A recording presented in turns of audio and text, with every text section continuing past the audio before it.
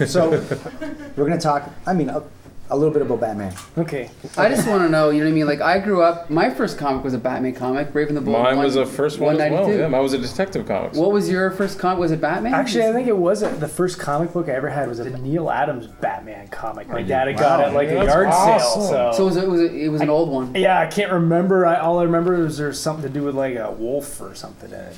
But that's all I remember. I just want to know, so was he your favorite when you were a kid, when you were growing up, or yeah, did you like Batman? Yeah, Batman was always, he's always been my favorite character ever since I was a kid. I remember watching after school reruns of the old Adam West TV show. That was probably my first exposure probably to the best character. Batman, yeah. And, I loved it. I loved all the quirky characters, Egghead, and there was a guy called the Bookworm or something. Oh, yeah, I remember. Yeah, absolutely. And King Tut. I'm giving all like these, the rare characters, right? But, But Adam West, the key thing is he took it seriously. He believed, right? Yeah. And so even though it was completely tongue-in-cheek, but when as you were a a little kid, you didn't believed realize it. that. Yeah, as a kid, you thought that was real. I loved it. Will they survive? Will Batman? Every episode, the end of the episode was like, oh! Next time, same Bat channel. That's what I'm talking about. Awesome. Will he pay his bar tab?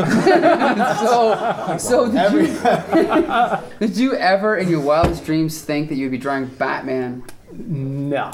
Maybe my wildest dreams, I wanted to be a comic book artist, but I figured, I don't know, I didn't ever think I would ever maybe actually get the chance to work on a character. You know? For me, one of the biggest ones was the animated series.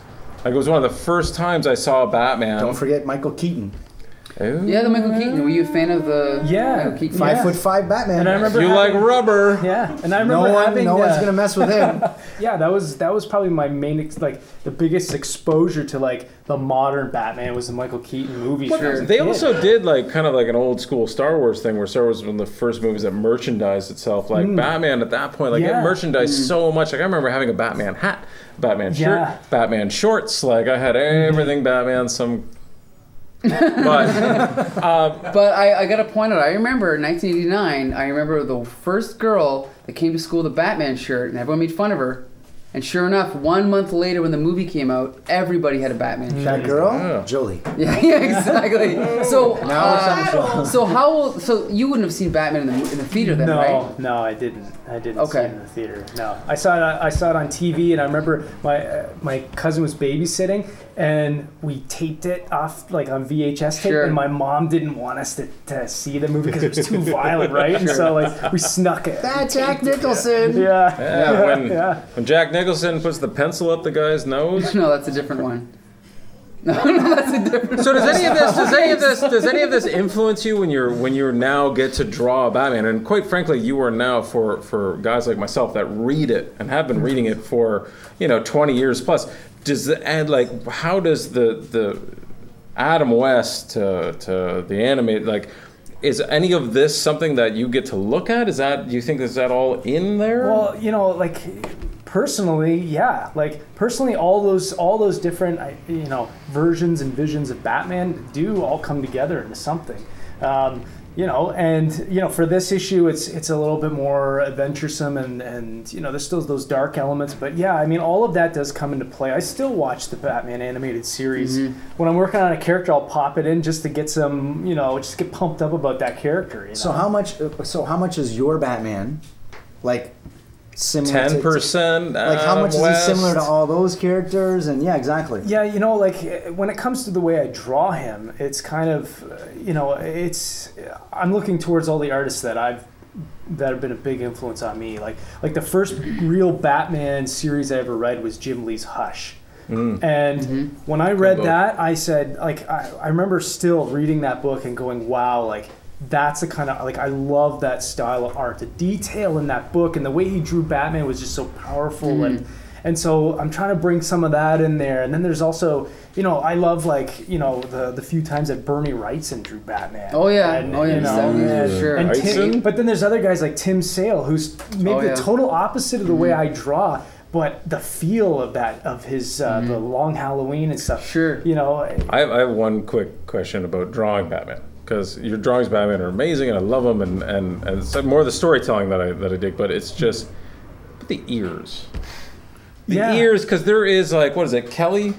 Kelly Jones. Kelly Jones that does like the Superman. giant, you know what I mean? No one's ever And seen then him Miller come Miller was the first one I ever saw that gave him Yeah. the nice tight little leather guys that were like Which almost makes no Adam sense. Westy. Yeah. I find if you're Batman skinny, you make the ears longer, but if he's thicker, you make them shorter. Yeah. Like if you look at Tim Sale, he drew more of a skinnier Batman, like a more athletic Batman, so it looks better with the horns. Whereas Jim Lee was the Yeah, it was the a little muscle, muscular. and when he's muscular, you want the smaller ones. I think it fits a little bit better with the way you draw. So who wins in a fight?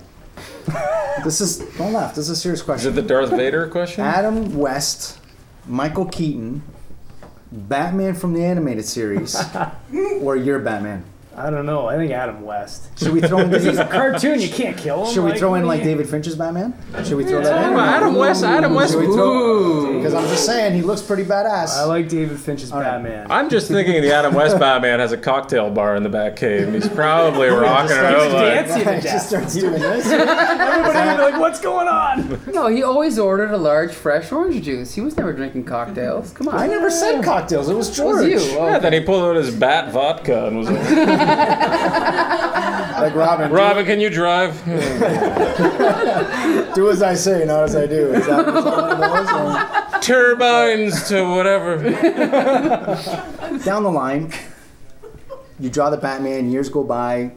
Like, can you see your Batman or your series of Batman being the stepping stone for the next, the next kid coming into Yeah, DC that's to something draw you gotta Batman? do. Yeah, you gotta think about the next. I think, yeah. You know, like it's still pretty mind blowing to me to think that I'm working on, the greatest, in my opinion, the best comic book character of all time, and it's just like I look at all the people who have drawn Batman before me, and it's like it's surreal to think like my name is, however great or however little this is, my name is going to be part of that group of people, and that's something like I'm very proud of. That was one of my goals when I set out to do this. Was I wanted to draw Batman, and I wanted to do it well, and I wanted to put my a staple on it. And so, who knows? I'm hoping it's going to go well. And it's, to me, this is a dream fulfilled. And I'm just it's amazing. It's not the first couple books I drew, I was just like, oh yeah, I'm done. And then about 2 issues in, I started going, wait a minute, I'm drawing Batman. Like whoa, like this is mind blowing. Like it's This is crazy. a job, but Yeah, I'm getting paid to draw Batman, and And you know what? You're a local guy. We got a lot of great local talent guys, and Yeah. more importantly, you're humble, and that's amazing to see, because a lot of these guys are just really big pricks. yeah, they're all just like Wolverine's cooler. Like they're all like. I mean- "Meh." So we got to wrap it up because they're giving us the out of time thing. Can I just make one request? Just let's hear what it is. Another request. no, just for maybe like issue number 5 or number 6. At the end of it, just for me, no one, it's just between us. He's like in a big thing. He's getting caught. Maybe someone and then you put it right at the end, last page, like, "Will Batman survive?" That'd be pretty awesome. Can you? On a TV, I just wish. like in the background, like, Can you well, do that? Batman. It's Tune not my in job. next month. I wish I could do that. I think that would be. Well, just leave a hilarious to few have that. phone numbers of people we should call. Jay. I'll talk to John Lehman about it. We'll see Okay, what we can do. we'll see. Yeah. I mean, you get to pick whoever you want anyways, There you right? To go. work with, you might as well. Thanks for coming out. It's a Awesome. big It was honor for great. us to have you. You're going to be a huge star. And thanks, everyone, for coming out. Jason Fabok, thank you so much.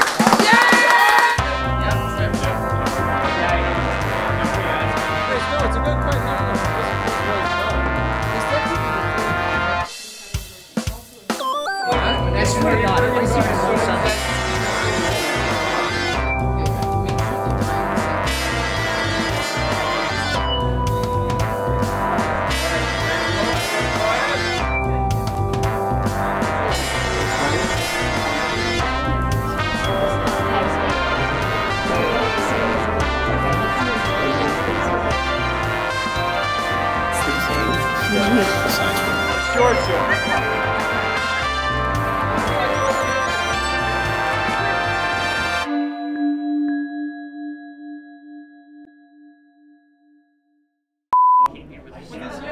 What DC editor was instrumental in changing the logo to what Mike has?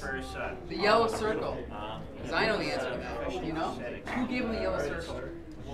Ralph Macchio. No. Not the answer. That was close. No. Julius. Oh, sorry, buddy. Julius Schwartz. Yep. Yeah, I know he's down there. Yeah. Don't be asking.